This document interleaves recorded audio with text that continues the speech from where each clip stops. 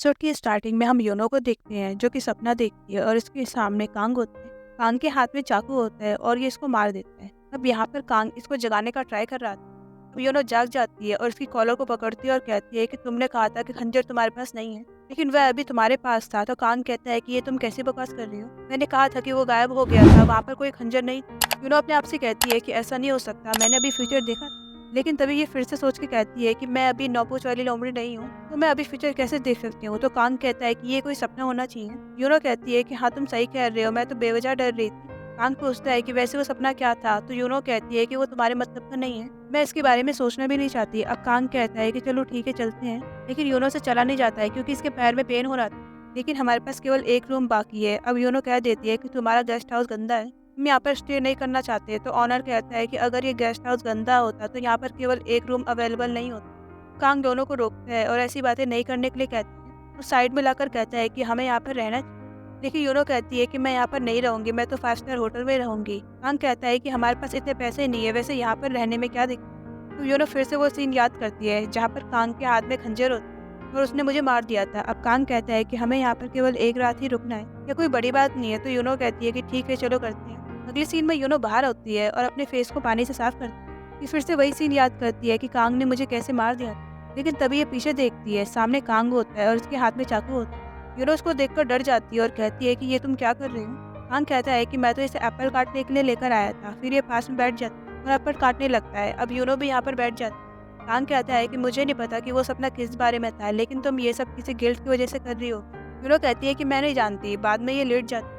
अंग कहता है कि आज तुम्हारी ऐसी हालत हो गई है, क्या तुम्हें सच में लगता है कि तुम कल हाइकिंग के लिए जा सकते। लेकिन ये कुछ नहीं कहती है और इसके पाँव में पेन हो रहा था।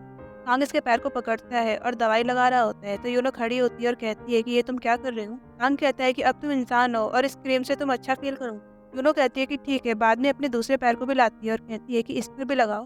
कांग ऐसे ही करता है और कह रहा होता है कि अब तुम एक इंसान बन गई हो, तुम्हें इसकी आदत डाल लेनी चाहिए। लेकिन यूनो कहती है कि मैं ऐसा कभी नहीं करूँगी, मैं कोई ना कोई तरीका ढूंढ लूंगी जिससे मैं अपनी पुरानी लाइफ में रिटर्न कर सकूँ। रात में हम यूनो को अंदर देखते हैं जो कि सोने का ट्राई करती है, लेकिन ऐसा नहीं कर पाती।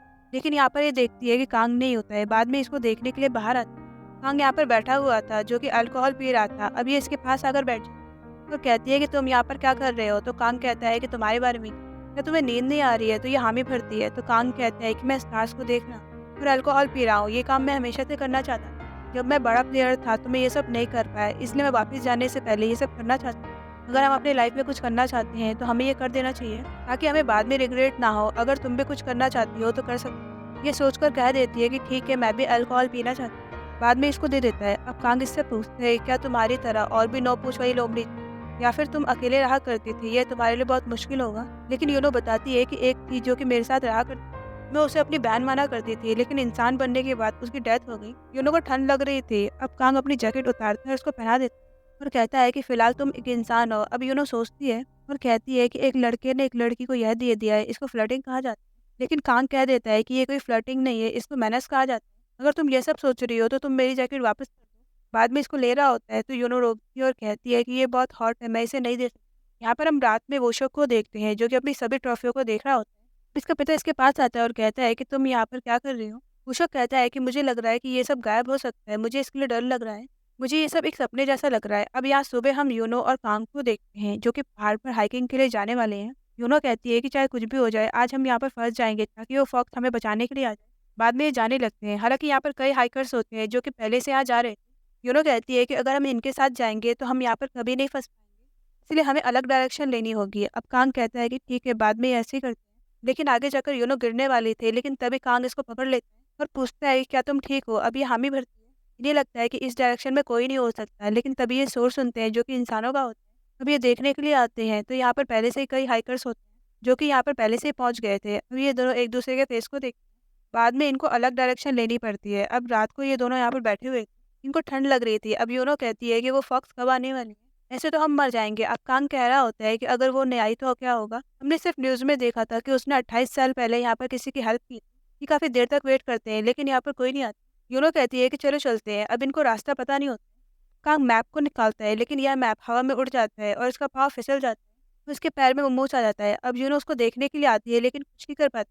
लेकिन तभी यहाँ पर फॉक्स आती है और कहती है कि क्या आपको हेल्प चाहिए। अब यूनो उसको देखती है और इसे पता चलता है कि ये तो ग्यूमा है। यूनो रोने लगती है और कहती है कि मुझे लग रहा था कि तुम मर गई हो, लेकिन तुम जिंदा हो। फॉक्स कहती है कि क्या तुम मुझे जानती हो? अब यूनो फागुन पे चिल्लाने लगती है और कहती है कि मुझे पता है कि ये सब ऊपर वाले कर रहे हैं। वो मुझे अपने इशारों पर नचाना चाहते हैं, लेकिन मैं ऐसा कभी नहीं करूँगी। यूनो तो बूढ़ी होकर मर गई थी, आखिर तुम कौन हो? अब ये कह देती है कि मैं सिर्फ एक फॉक्स हूँ जो कि यहाँ पर खेती करती है। क्या मैंने कुछ गलत किया है? तुम ऐसी बातें क्यों कर रही हो? अब ये कुछ नहीं कहती और यहाँ से जाने लगती है। आंग इसको रोकता है, लेकिन इसकी बात नहीं सुनती है और अकेले चली जाती है।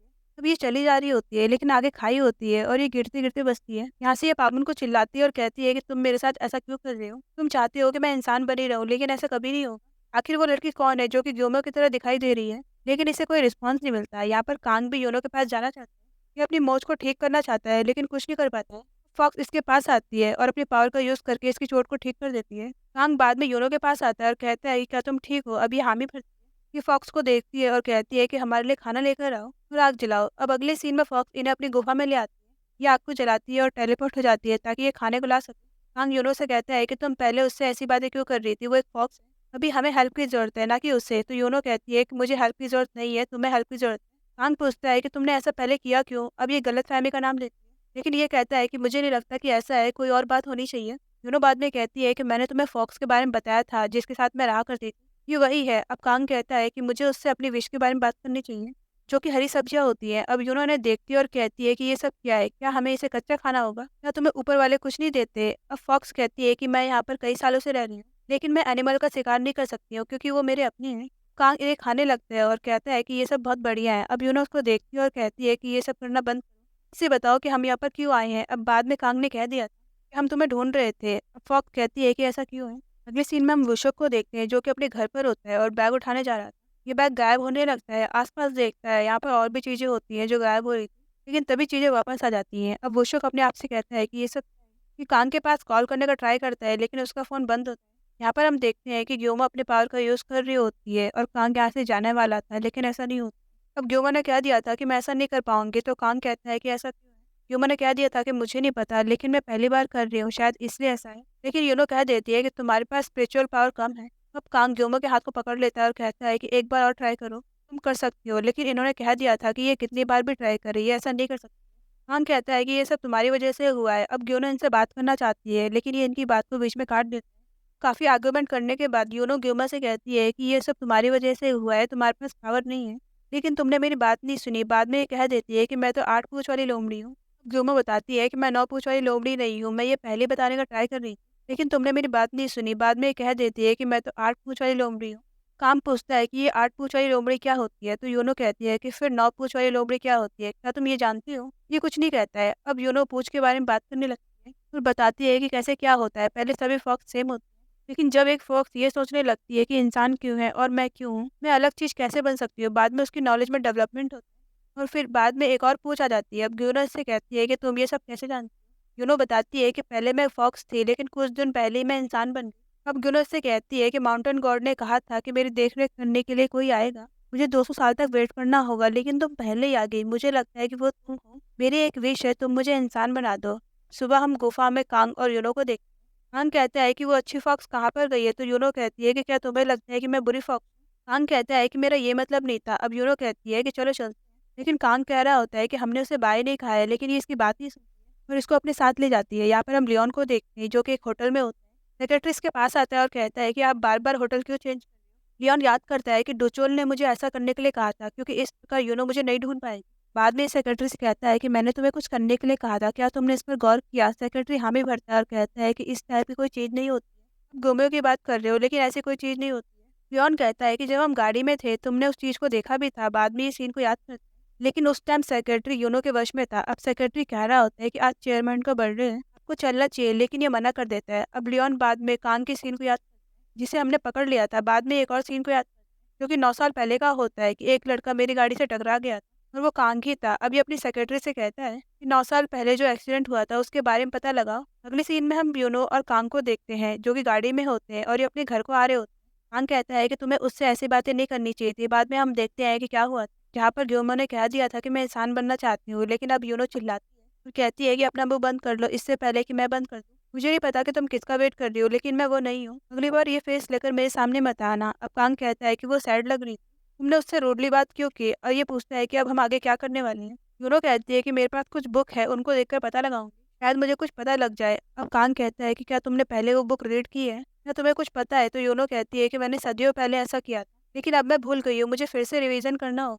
लेकिन तभी इनकी गाड़ी रुक जाती है। अब यूनो पूछती है कि क्या हुआ? कांग कहता है कि शायद गैस खत्म हो गई है। तो यूनो कहती है कि ठीक है भरवान। कांग कहता है कि शायद मैंने तुम्हें एक बात नहीं बताई है, मेरा जो पर्स था वो वही छूट गया। अब ये लिफ्ट लेना चाहते हैं, काफी देर तक वेट करते हैं, एक गाड़ी वाला आ रहा था, लेकिन ये नहीं रोकता है। अब यूनो चिल्लाती है और कहती है कि जब मैं फॉक्स बन जाऊंगी तो मैं तुम्हें बताऊंगी। फिर ये कांग से कहती है कि चलो पैदल चलते हैं। कांग कहता है कि हमें घर पहुंचने में 12 घंटे लग जाएंगे। तो यूनो कहती है कि तो क्या हुआ? बाद में ये साथ में चलने लगते हैं।